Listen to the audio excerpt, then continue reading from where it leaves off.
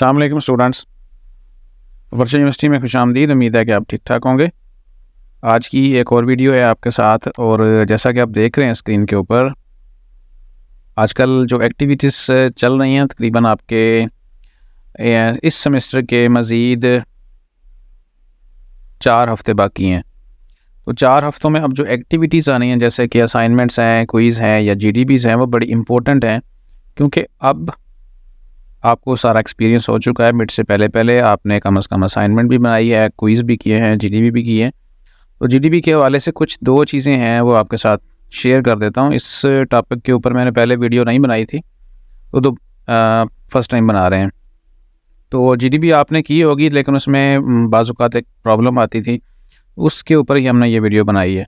तो एंड तक देखिएगा और अपने नंबर सेव कीजिएगा। जो आपने जीडीबी बनानी है, बेहतर तरीके से आप किस तरह बना सकते हैं, तो उसके ऊपर बात कर लेते हैं।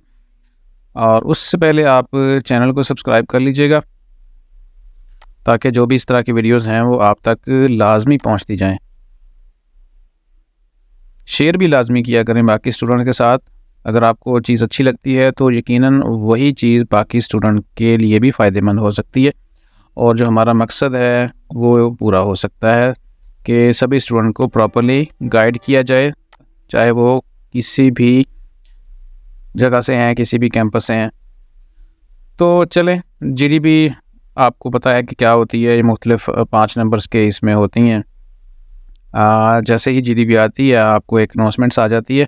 तो थोड़ा सा मज़ीद बता दूं कि यहाँ पे जो 3 चीज़ें हैं ना, असाइनमेंट, जीडीबी और क्विज़, इन चीज़ों के नंबर होते हैं।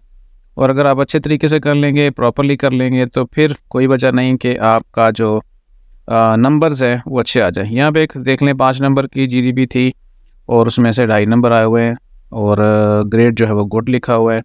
इससे भी अच्छा आप 4 भी ले सकते हैं, तो 4.5 भी आ सकते हैं, पूरे 5 भी ले सकते हैं, लेकिन डिपेंड्स है कि आप इस तरह उसको आप लिखते हैं। और हमेशा याद रखें कि ये जो जीडीबी है ना, ये इसका आंसर क्या होता है, इसका आंसर हमेशा आपकी अंडरस्टैंडिंग को चेक करने के लिए देना होता है कि आपको जो एक सिनेरियो दिया जा रहा है, तो क्या आप उसके ऊपर कुछ अंडरस्टैंड कर रहे हैं, समझ रहे हैं उन चीज़ों को। तो हमेशा अपनी वर्डिंग में आप उसका जवाब लिखें, ना कि आप इंटरनेट से या इधर उधर से पूछ के कापी पेस्ट करके लिख दें।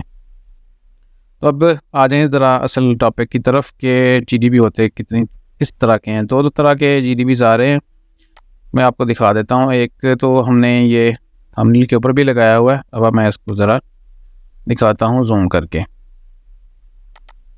एक तो ये है आपका जीडीबी।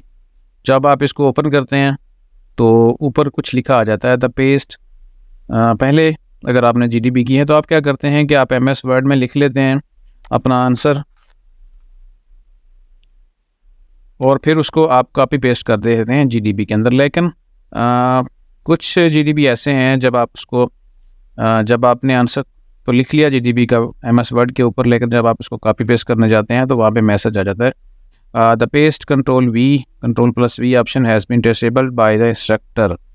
तो जब इस तरह की आपकी आ जाए तो यूँ समझ लें कि आपने जो एमएस वर्ड के अंदर कुछ भी लिखा हुआ है अपना आंसर, आप उसको कॉपी कंट्रोल+C करके कॉपी करके इसके अंदर पेस्ट नहीं कर सकते।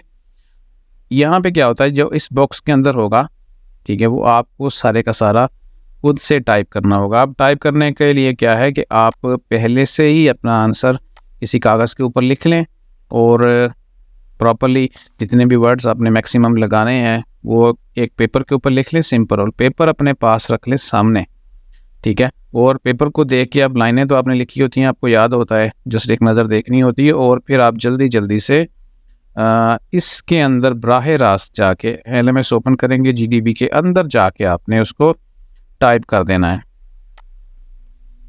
तो दूसरा जो होता है वो सिंपल होता है जीडीबी, जिसके अंदर आप बराह रास्त लिख सकते हैं। जैसे पोस्ट मैसेज के ऊपर क्लिक करते हैं,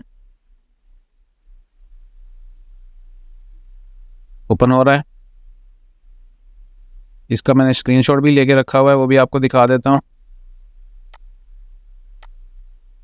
वो जीडीबी होता है इस तरह का, यानी जिसके ऊपर कोई मैसेज नहीं है, ठीक है।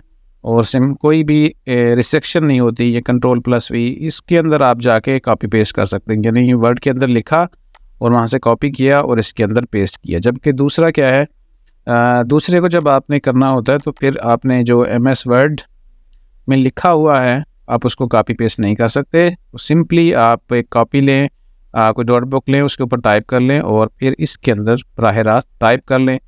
कोशिश करें स्पेलिंग मिस्टेक ना हो और आप जल्दी जल्दी टाइप करेंगे, क्योंकि 10-15 मिनट तक अगर आप इसको नहीं सेव करते तो फिर क्या होता है कि LMS आपका जो है ना वो लॉग आउट ऑटोमेटिकली हो जाता होता है। तो ये थी आज की वीडियो, उम्मीद है कि ये आपके लिए फ़ायदेमंद होगी और चेक कर लें पहले से ही। होता असल में क्या है कि स्टूडेंट बिल्कुल लास्ट टाइम पे बैठते हैं जाके GDB करने, जैसे ही रात को फ्री हुए तो फिर आगे से पता चलता है कि उसके अंदर तो पेस्ट ही नहीं हो रहा। तो इसको आप पहले से चेक कर सकते हैं, अपनी GDB तो आ चुकी होती हैं पहले से ही। यहाँ पे देखें, यहाँ पे हम चेक कर लिया है तो, लेकिन हम इसको फ़िलहाल कैंसिल कर देते हैं। हमने सिर्फ यही चेक करना था कि हमारी कौन कौन जो GDB है क्या वो कॉपी पेस्ट डिसेबल है या उसमें ओपनली हम कॉपी पेस्ट कर सकते हैं। चेक करने के लिए आपको पता है कि प्रोग्रेस में जा सकते हैं, माई टू डू कैलेंडर में, उसको आप क्लासिक टू डू में चेक करेंगे और आपको आइडिया हो जाता है कि भाई कौन कौन सी GDB है आपकी। तो आप इसको चेक कर सकते हैं पहले से ही। 705 चेक कर लेते हैं हम, क्या इसमें डिसेबल है। पोस्ट मैसेज पे क्लिक करते हैं और यहाँ पे देखते हैं कि ऐसा डिसेबल यहाँ पे नहीं है जो मैंने आपको इस वाले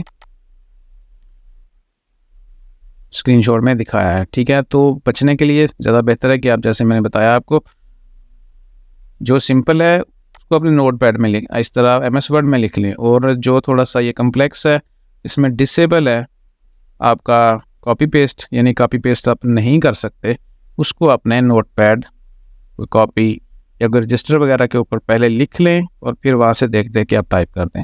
उम्मीद है कि ये वीडियो आपके लिए फ़ायदेमंद होगी।